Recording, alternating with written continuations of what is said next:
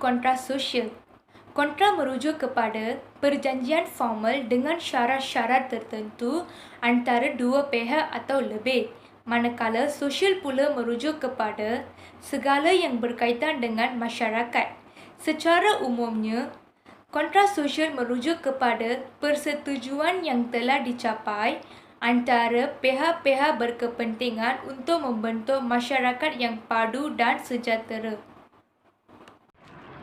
Kontrak sosial juga merupakan satu bentuk perjanjian atau permuafakatan yang telah ditetapkan oleh undang-undang atau perlembagaan yang melibatkan semua masyarakat di sesebuah negara. Sejarah menunjukkan bahawa kesepakatan yang telah dicapai ini dibentuk melalui agama dan budaya kaum masing-masing. Kesepakatan ini dicapai melalui perundingan yang telah dilakukan secara sukarela.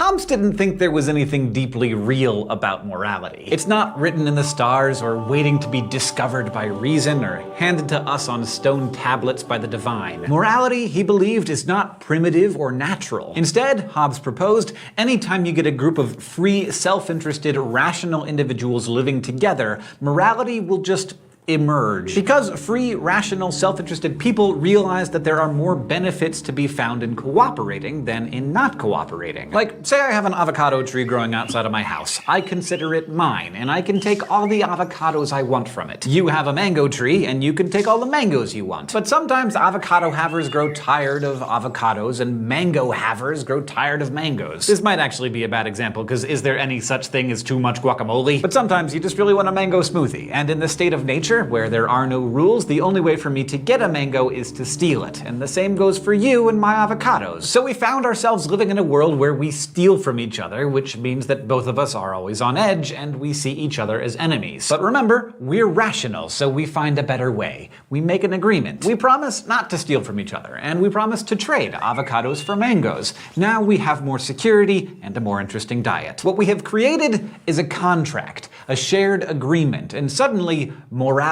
is born. This view, espoused by Hobbes and followed by many today, is known as contractarianism. Contractarians say that right acts are those that do not violate the free, rational agreements that we've made. And we make these agreements because we think they'll make our lives better.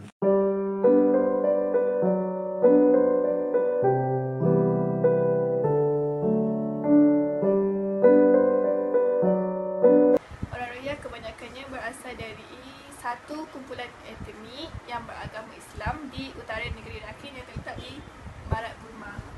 Banyakkan populasi Rohingya tertumpu di dua buah bandar utara negeri Rakhine yang dahulunya dikenali sebagai Arakan.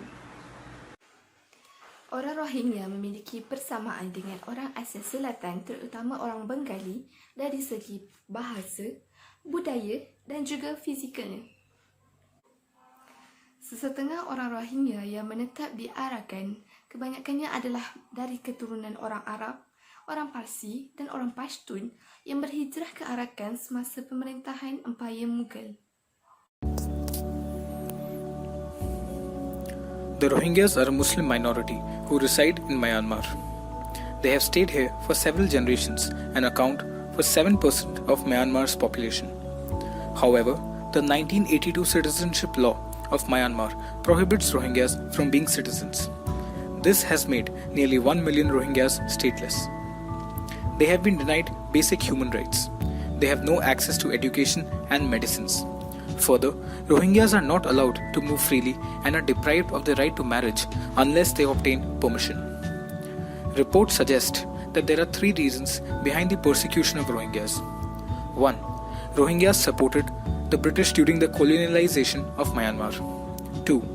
There are religious tensions between Buddhists and Muslims. 3. Categorization of Rohingyas as illegal immigrants.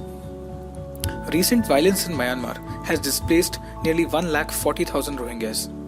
They now live in inhuman conditions and are prone to abuse. None of the neighboring countries, such as Bangladesh or Thailand, are willing to support or accept them.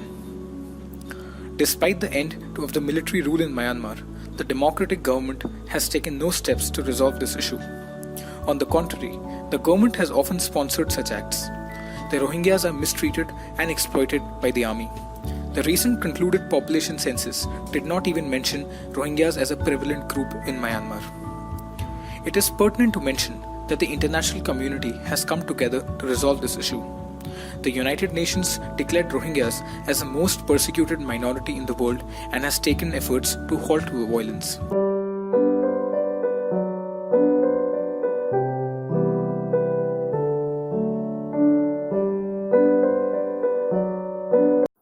Soalan seterusnya ialah mengapa etnik Rohingya tidak diiktiraf oleh warga negara Myanmar? Myanmar tidak mengiktiraf etnik Rohingya yang berketurunan Bengali sebagai rakyatnya kerana kumpulan itu hanya memasuki negara ini pada kurun ke-19 ketika pemerintahan British. Menurut Perlembagaan Myanmar, hanya keturunan Bengali yang tinggal di negara ini sebelum kemerdekaan daripada Britain pada 1948 serta anak mereka sahaja yang dianggap sebagai warga negara. Justeru mereka yang menetap di Myanmar selepas kemerdekaan dianggap sebagai pendatang asing. Hal ini secara tidak langsung menyebabkan mereka juga dianggap sebagai mengancam keselamatan negara ini. Pada asasnya, keturunan Bengali ini sukar untuk mendapatkan status kewarganegaraan. Mereka menghadapi pelbagai kesusahan dan kesukaran di negara sendiri. Antaranya ialah diskriminasi, pergerakan yang dihadkan serta isu anak dan isu perkahwinan.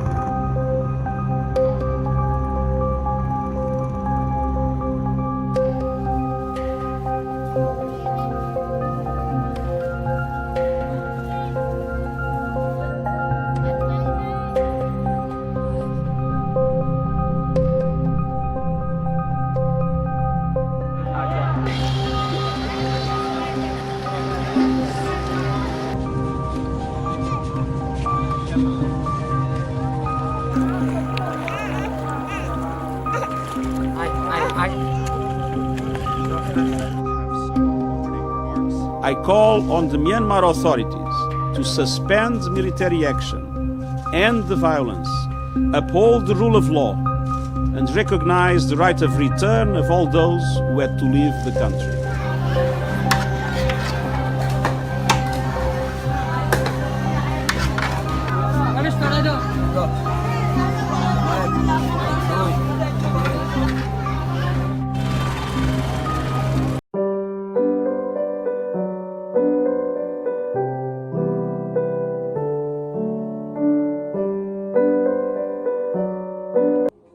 Hobbes telah membahagikan falsafah kepada dua bahagian, iaitu semula jadi dan sivil.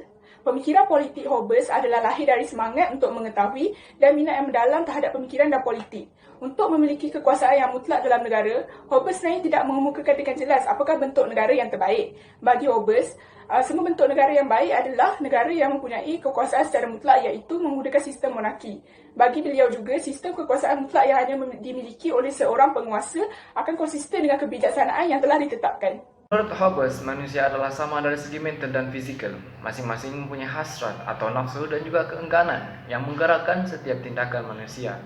Hasrat atau nafsu yang dimaksudkan ialah manusia inginkan kekayaan, kekuasaan, pengetahuan dan kehormatan. Manakala keengganan yang dimaksudkan ialah manusia enggan untuk hidup dalam keadaan yang sengsara dan mati. Hobbes juga turut menyatakan bahawa hasrat atau nafsu yang tidak terbatas ialah manusia inginkan kekuasaan.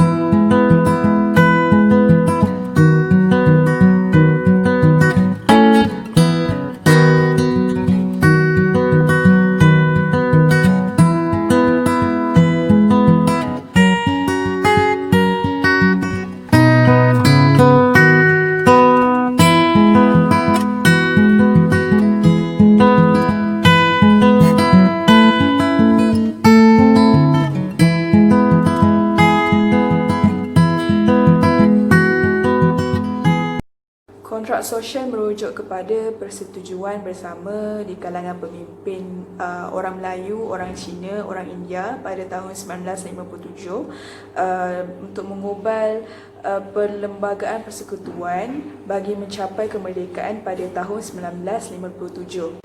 Melalui kontrak sosial ini, orang Melayu dapat hak keistimewaan jaminan kedudukan agama Islam, bahasa Melayu dan tanah rizab Melayu. Di samping itu, kaum Melayu pula dapat mengamalkan adat resam, agama, bahasa masing-masing, dan yang paling terpenting adalah mereka dapat hak kewarganegaraan untuk berkongsi hidup sebagai rakyat di Malaysia ini.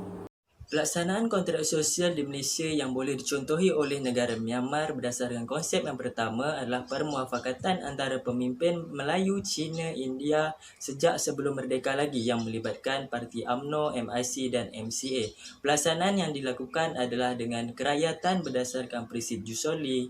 Yang kedua adalah keistimewaan orang Melayu perlu dikekalkan. Dan yang ketiga adalah agama Islam, bahasa dan budaya perlu dikekalkan.